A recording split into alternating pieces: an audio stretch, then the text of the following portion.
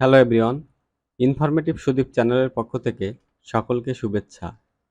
ইলাস্ট্রেটরের আজকের এই পর্বে আমরা টাইপ টুলস এর দ্বিতীয় পর্ব।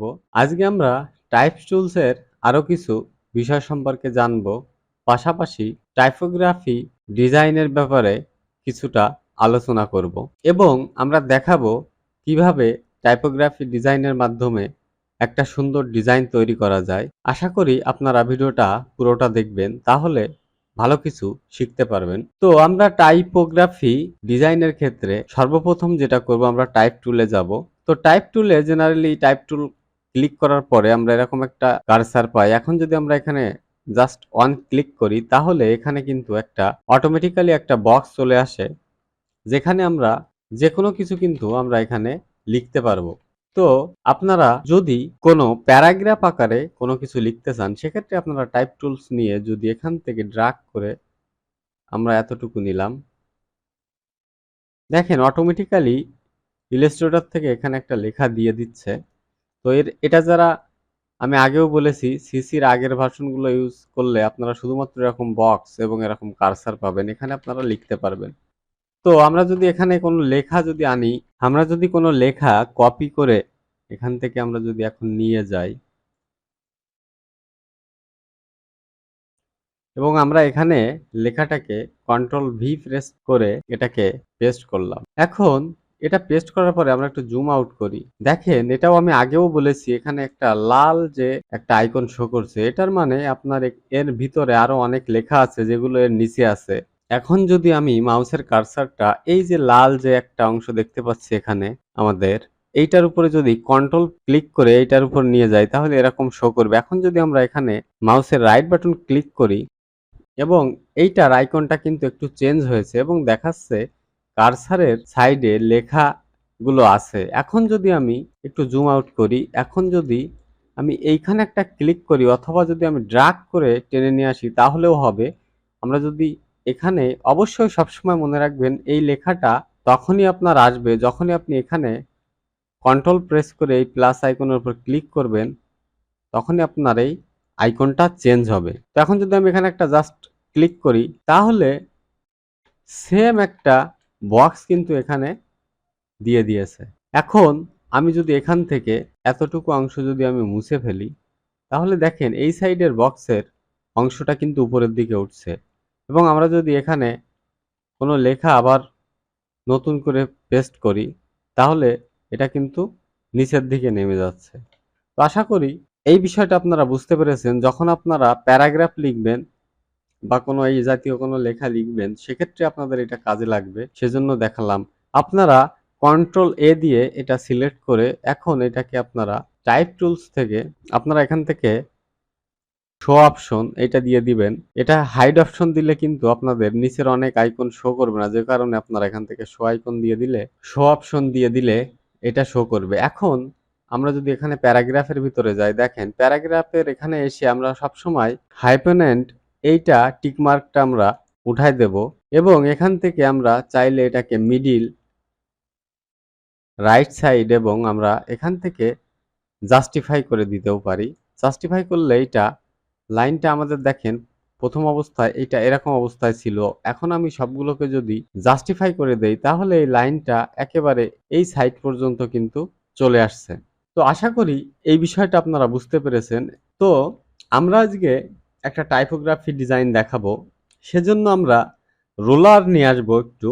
তো রোলার আনার জন্য কিবোর্ড থেকে আমরা কন্ট্রোল আর যদি প্রেস করি, তাহলে এই যে লেফট সাইডে এবং উপরের সাইডে রোলারের কিন্তু অপশনটা চলে আসছে এবং এই রোলারের উপর যদি আমি রাইট ক্লিক করি, তাহলে এরকম একটা উইন্ডো ওপেন হবে।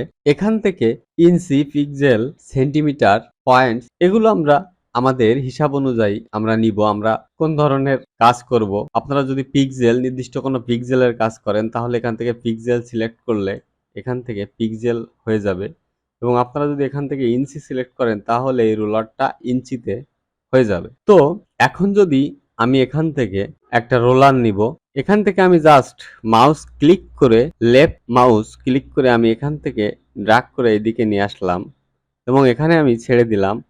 দেখেন একটা রোলার কিন্তু এখানে চলে আসছে এবং আমি আরেকটা রোলার এখান থেকে আমি এখানে নিয়ে আসলাম এবং উপর দিক থেকে আমি এখান থেকে আরেকটা রোলার নিয়ে আসলাম। তো আপনারা যদি এই রোলারটাকে হাইড করতে চান সেক্ষেত্রে এখানে ভিউ থেকে আপনারা রোলার এবং হাইড রোলার যদি করে দেন তাহলে রোলার কিন্তু হাইড হয়ে যাবে এবং আমরা যে এখান থেকে রোলারের থেকে আমরা যে গাইডটা নিয়েছিলাম সেই গাইডটা যদি আমরা সরাতে চাই সেক্ষেত্রে আমরা ভিউ থেকে গাইডস হাইড গাইডস এখান থেকে আমরা এভাবে হাইড করতে পারি এবং আমরা আবার এখান থেকে গাইডস শো গাইড অথবা কন্ট্রোল সেমিকোলন প্রেস করলে এটা হাইড হবে এবং আনতে চাইলেও আপনারা এটাকে আনতে পারবেন। তো এই বিষয়টা আমি আগেও বলেছি। তো এখন আমরা কি করব, এখানে একটা টাইপোগ্রাফি ডিজাইন করব। আমরা টাইপ টুলস নিলাম, এখানে আমরা ক্লিক করলাম। এখন আমি এখানে এখানে আমরা লিখব। তো সেজন্য আমরা এটাকে একটু বড় করে নিব। অল্ট শিফট প্রেস করে আপনারা এটাকে বড় করবেন, তাহলে চতুর্দিকে এটা সমানভাবে বড় হবে। এখানে আমি আরেকটা লিখব। তো আমাদের মেন লেখাটা আমি আগেই লিখে রেখেছি এবং সেটা একটা ডিজাইন আকারে আমি এখানে আপনাদের সুন্দর করে সাজিয়ে রেখেছি। তো আমরা যদি এই লেখাটাকে আমরা এখানে নিয়ে আসি তাহলে এই লেখাটা লেখার সময় আমরা কোন জিনিসটা ফলো করেছি আপনাদের একটু দেখাবো।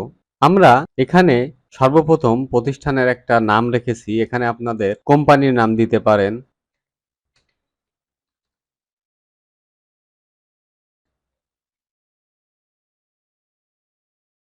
আপনারা এখানে আপনাদের কোম্পানির নাম বা ব্র্যান্ডের নাম দিতে পারেন। তো আমরা এই গাইডটা নিয়ে আমরা এখান থেকে রোলার নিয়ে আমরা কিন্তু এখান থেকে একটা রোলার নিয়ে এখানে দিয়েছি এবং এখান থেকে একটা রোলার নিয়ে এই সাইডে দিয়েছি। দেন আমরা এখান থেকে আমরা আমাদের ডেটটা লিখেছি এবং একই অনুযায়ী আমরা এখানে কিন্তু এটাকে এই রোলার বরাবর আমরা এখানে করে দিচ্ছি। এটা কিন্তু একটা ফন্ট এবং ফন্টের একটা স্টাইল। আমরা এখান থেকে বিভিন্ন ফন্ট পাই এবং এই ফন্টের ভিতরে আমরা ফন্টের বিভিন্ন স্টাইল, এই যে বিভিন্ন ধরনের স্টাইল আপনারা নিজে পাবেন। একই ফন্ট সেটাকে বিভিন্ন ধরনের স্টাইলে এবং আপনারা যদি কন্ট্রোল টি প্রেস করেন তাহলে এই যে আমাদের যে টাইপ টুলসের যে উইন্ডোটা আছে এই উইন্ডো থেকে টাইপ টুলসের কাজের সময় আমরা বেশি আমাদের এটা কাজে লাগে। তো এখন যদি আমি এই উপরের এই লেখাটার স্টাইলটা চেঞ্জ করি, এখান থেকে আমরা এই যে দেখতে পাচ্ছি এখানে আমরা ফন্ট স্টাইল পাই। এখানে আপনারা এই যে ফন্টগুলো আছে, বিভিন্ন সুন্দর সুন্দর ফন্ট আছে, এগুলো আপনারা ইন্টারনেট থেকে ডাউনলোড করে নিতে পারবেন। আমরা এই ফন্টটা সিলেক্ট করলাম এবং এইটার ক্ষেত্রেও আমরা একটা ফন্ট সিলেক্ট করব। যত সুন্দর সুন্দর ফন্ট আপনারা চান এখান থেকে কিন্তু ইউজ করতে পারবেন। তো আমরা এই ফন্টটা রাখলাম অক্টোবর। এটাকে আমরা বেশি ডিজাইনেবল ফন্ট ইউজ করব না, তো আমরা এটাকে একটু চেঞ্জ করব। আপনারা ডিজাইনের ক্ষেত্রে বিভিন্ন ধরনের ফন্ট পাবেন এবং ফন্টের বিভিন্ন স্টাইল। ফন্ট বলতে আমরা কিন্তু যেটাকে বুঝি, অনেকে ফন্ট বলতে এই সবগুলোকেই ফন্ট মনে করে। তো প্রকৃতপক্ষে এটা হচ্ছে ফন্ট। ফন্টের এই যেগুলো নিচে আমরা দেখছি এগুলো ফন্টের বিভিন্ন স্টাইল। এটাকে অনেকে আবার আলাদা আলাদাভাবে ফন্ট বলে। তো ফন্টের এই যে আমরা নামটা দেখছি এটা হচ্ছে ফন্টের এই স্টাইলটার নাম এইটা। তো আমি এইটা দিলাম। তো আপনারা চাইলে আমি রোলারটা এটা যদি আরেকটু বড় করে দেই, দেখেন কেমন দেখাচ্ছে। তো এটা বড় করে দিতে পারি আমরা একটু।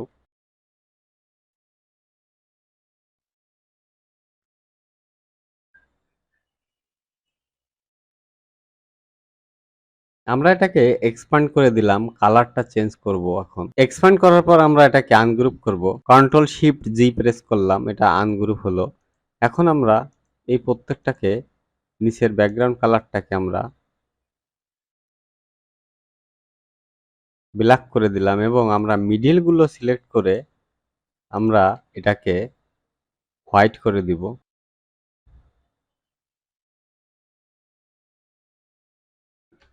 তো এটা এরকম রাখলাম।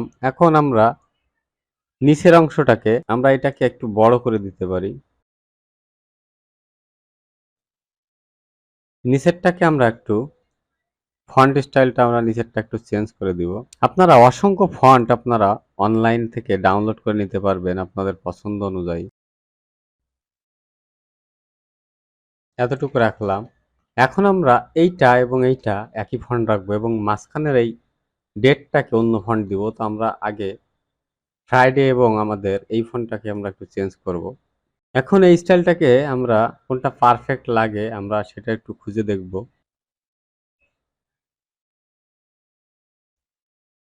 দুইটাকে আমরা একটু অ্যালাইন করে দিলাম। এটাকে আমরা একটু নিচের দিকে টেনে দিলাম, তাহলে দেখতে এটা আরেকটু সুন্দর লাগবে। এবং মিডিলের এই ডেটটাকে আমরা একটু ফন্টটা চেঞ্জ করে দিব।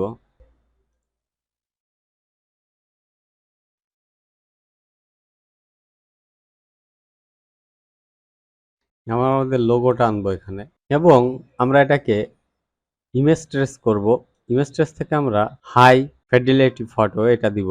এখন এটা পারফেক্ট হয়নি, তারপরেও আমরা আমাদের যখন লোগো অরিজিনাল ফাইলটা এই পিসিতে নাই, এই জন্য আমরা অরিজিনাল টানছি না। তো এখন এখান থেকে আমরা জাস্ট এটাকে সিলেক্ট করে এখন আমরা এটাকে এক্সপান্ড করলাম। এখান থেকে ম্যাজিক অন টুল দিয়েই কালারটা সিলেক্ট করে আমরা ডিলিট করলাম। পুরোটাকে আমি একটা গ্রুপ করলাম।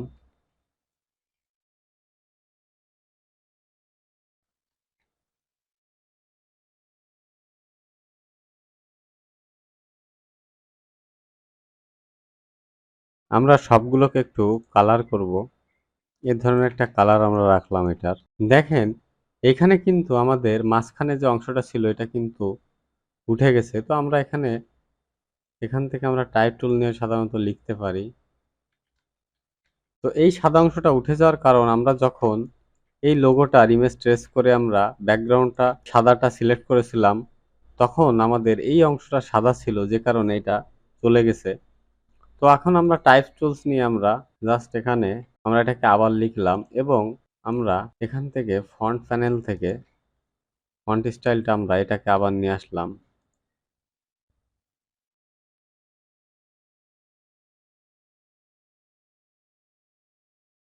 আমরা এটাকে এক্সপান্ড করলাম এবং শেপ বিল্ডার টুল দিয়ে এই মাঝখানের অংশটা আমরা কিন্তু অল প্রেস করে এটার উপর নিয়ে গেলে মাইনাস আইকন দেখাচ্ছে, তখনই আমরা ক্লিক করে মাঝখানের অংশটা ডিলিট করে দিচ্ছি এবং সবগুলোর আমরা একটা ব্ল্যাক কালার দিয়ে দিচ্ছি। তো যখন আপনারা ইমেজ ট্রেস করবেন তখন এই জিনিসটা খেয়াল রাখবেন যে এইটা যেন আপনাদের ঠিক থাকে। তবে মাঝখানের অংশটা রিমুভ করে দিলে আমাদের এটা কিন্তু এরকম দেখাচ্ছে। মাঝখানে দেখেন আমি যে কালারই আনি না কেন এটা কিন্তু এরকমই থাকবে। আমরা এইগুলো সবগুলোর একই কালার করলাম। এখান থেকে আপনারা আপনাদের পছন্দ মতো বিভিন্ন ধরনের কালার এখানে অ্যাড করতে পারবেন এটাকে সুন্দর করার জন্য।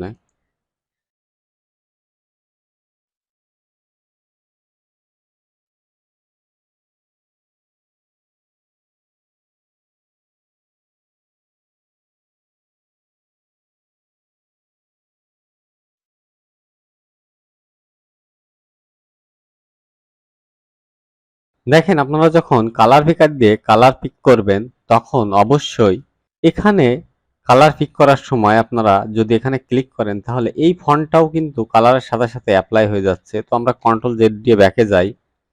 এখন যদি আমরা শিফট প্রেস করে এই কালারটা নিই তখন কিন্তু এই কালারটা হুবহু কপি করছে, শুধুমাত্র ফন্ট করছে না। এখন এটার আমরা একটু ডিপ করে দিব।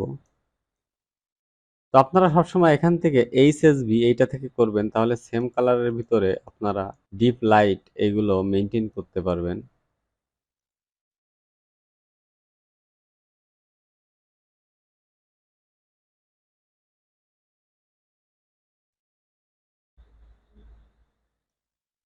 তো আপনারা চাইলে এই ফাঁকা অংশে অন্য কোনো শেপ বা কোনো ডিজাইন অ্যাড করতে পারবেন।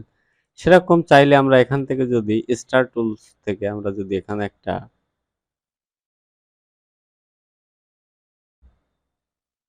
এবং এটাকে আমরা একটু কপি করব, অল প্রেস করে আমরা এখানে একটা কপি করলাম এবং এটাকে আমরা একটু ছোট করলাম, এখানে একটা প্রেস করলাম, এটাকে আর একটু ছোট করলাম এবং সবগুলোকে আমরা সিলেক্ট করে এখান থেকে রাইট বাটন ক্লিক করে ট্রান্সফর্ম থেকে রিফ্লেক্ট রিফ্লেক্ট থেকে আমরা যদি এখান থেকে প্রিভিউটা অন করি তাহলে এটা দেখতে পারবো যে এটা কিরকম দেখাচ্ছে। এখন আমরা এটাকে ভার্টিক্যাল করে এখান থেকে কপি প্রেস করলাম, এটার একটা কপি হয়ে গেল। এখন আমরা এটাকে ধরে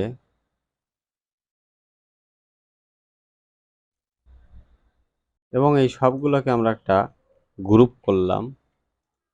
এই তিনটাকে আমি একটু মিডিল অ্যালাইন করে দিব। দেখেন এটা কিন্তু একটা সুন্দর ডিজাইন মতো দেখাচ্ছে। এখন এই সাইড ফাঁকা আছে, এখানে আমরা একটা অন্য কিছু অ্যাড করে দিতে পারি। তো এখানে আমরা যদি কোনো ফুটবলের আইকন অ্যাড করতে চাই তাহলে আমরা যদি এখান থেকে জাস্ট গুগলে গিয়ে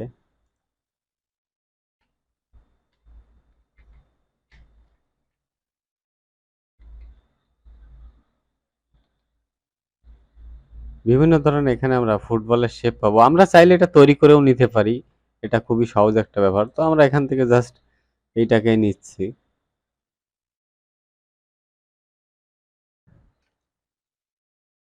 আমরা এখানে এটাকে পেস্ট করলাম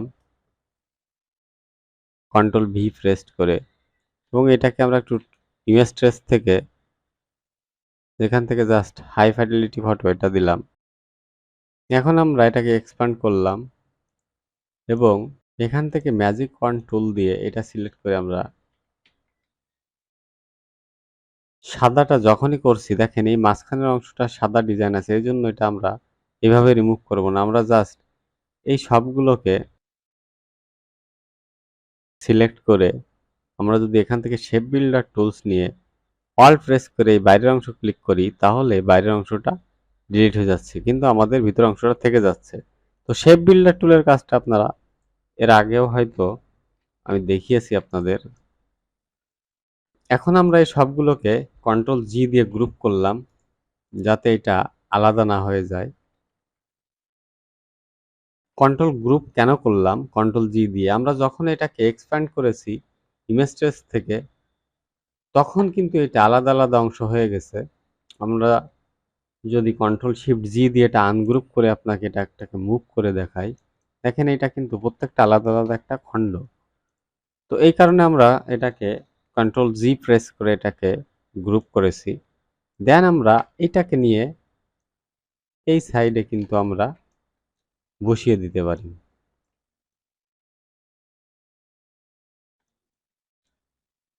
এখান থেকে আমরা অল প্রেস করে শিফট অল্ট একসাথে প্রেস করে আমরা এটাকে নিলাম সোজাসুজি।